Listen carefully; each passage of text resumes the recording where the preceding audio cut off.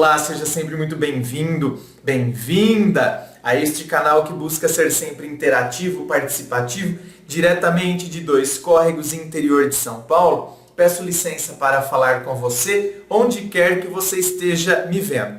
Vamos então ao e-mail de hoje, dela que diz assim: Boa noite, boa noite. Gostaria primeiramente de agradecer por tu sempre ajudar com ânimo e vontade as pessoas. Muito obrigado, viu? Meu nome é tal, tenho tantos anos e tenho enfrentado uma tristeza imensa. Sem ânimo para comer, dormir, ando com muita insônia, sem paz de espírito. Tenho buscado muito a Deus, mas sinto que Ele me abandonou. Às vezes até duvido de sua existência e isso me incomoda de uma maneira. Se tu puder falar desse tópico no seu canal, ficaria grata. Apesar de não te conhecer, acredito que possa me ajudar. Sinto que é uma pessoa muito positiva, atenciosamente, e aí ela assina. Olha, minha querida, o meu canal não é voltado para a área religiosa, né?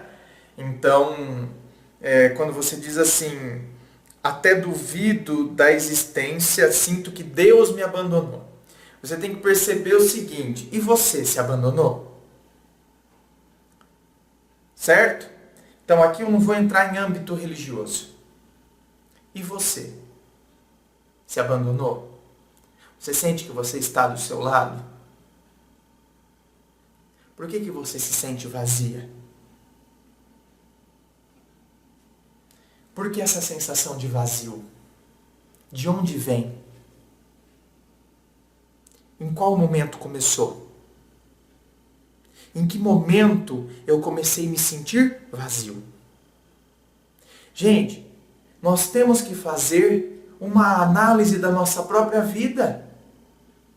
Questionarmos-nos.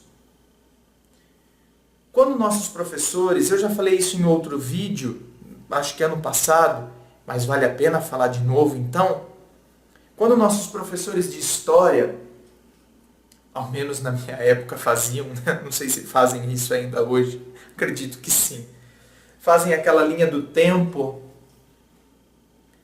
e colocam determinados acontecimentos históricos que foram decisivos.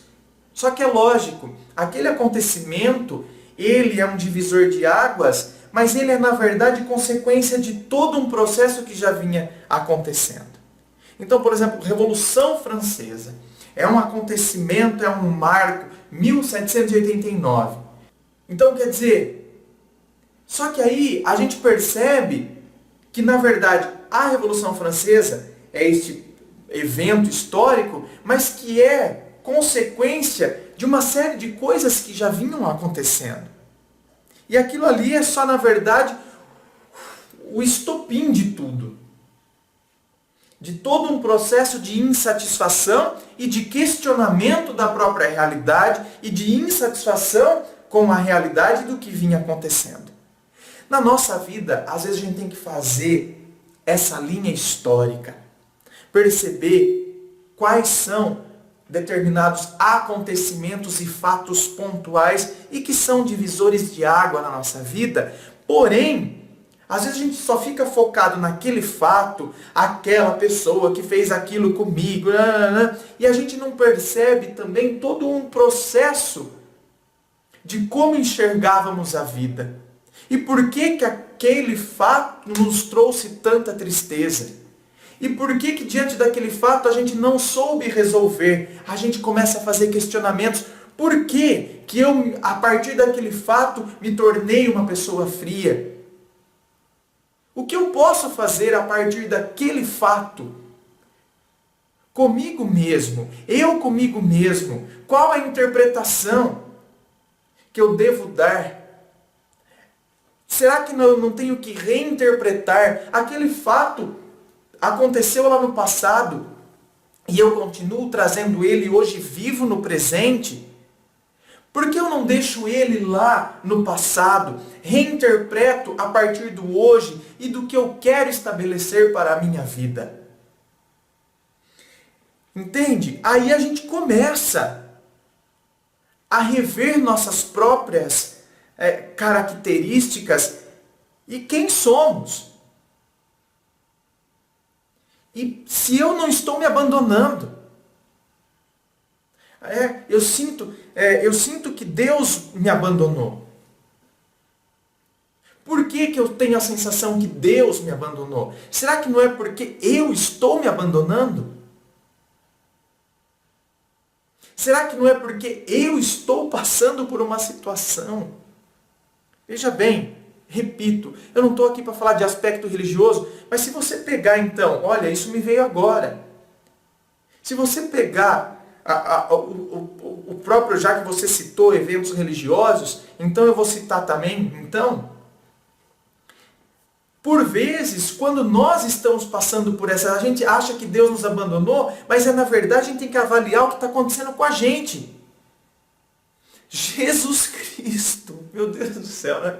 Jesus Cristo, no Horto das Oliveiras, diante daquela situação que era iminente que ele seria condenado, que tinha todo um complô contra ele, quer dizer, ele estava sabendo que ele tinha desagradado um monte de gente, autoridades, e que ele estava ali, que estava às portas de uma condenação, não é?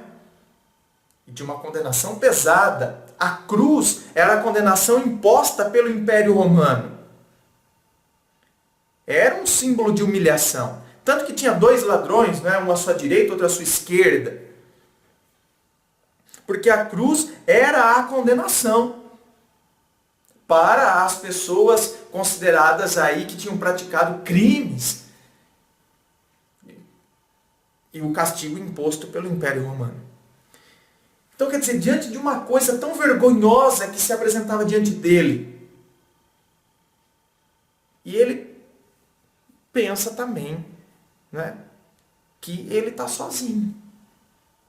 E a hora que ele está lá na cruz, meu Deus, por que me abandonaste?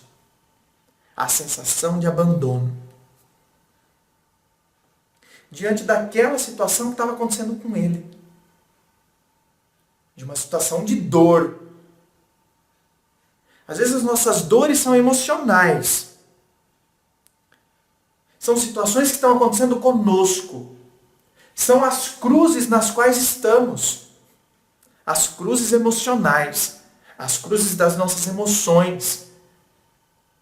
Dos nossos sentimentos. E aí a gente sente essa sensação de abandono.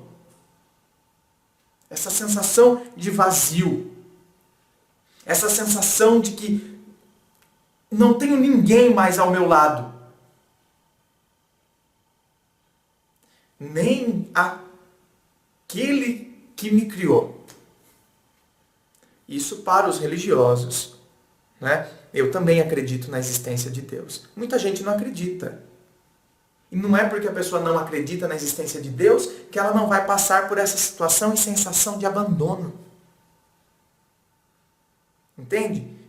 Ela sente a sensação diante das crises e as crises existenciais pelas quais passamos. É por isso que a gente tem que, aí diante disso, a gente tem que analisar o que é que está acontecendo. E como eu vou me posicionar diante disso tudo? Em que momento eu comecei a me perder de mim mesmo? Em que momento eu comecei a me sentir desamparado? Em que momento eu comecei a me sentir perdido? Aí a gente começa a pontuar, a gente começa a organizar, colocar ordem no caos existencial. O caos existencial, ele acontece na nossa vida. E ele não é de todo ruim, não. Pelo contrário, muitas vezes é a partir do caos que a gente elabora a ordem. Você sabe que a ordem é o oposto do caos. É o ordenamento. O caos é a desordem. Então, quer dizer, às vezes nós estamos nesse caos. É uma situação caótica das nossas emoções, de quem somos, do que eu quero, quem sou eu, qual o sentido da minha vida. E aí, diante de tudo isso, quando a gente coloca, né, em xeque todas as nossas certezas, quem somos nós, o que eu quero para mim, o que está acontecendo comigo, qual tem sido o posicionamento diante disso que está acontecendo comigo, qual tem sido a minha postura diante de todas essas situações, como eu me vejo, por que eu me vejo da forma como eu me vejo. Aí a gente começa a colocar ordem no caos. Fiat lux, faça-se a luz. E a luz se fez.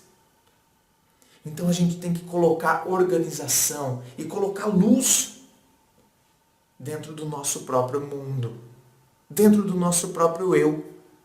É a nossa vida, é a nossa história. E nós precisamos nos organizar. E aí cada qual pode apoiar-se também na sua própria fé, no seu próprio credo. Contarmos também com apoios, né? Com determinadas pessoas que a gente sabe que a gente pode contar.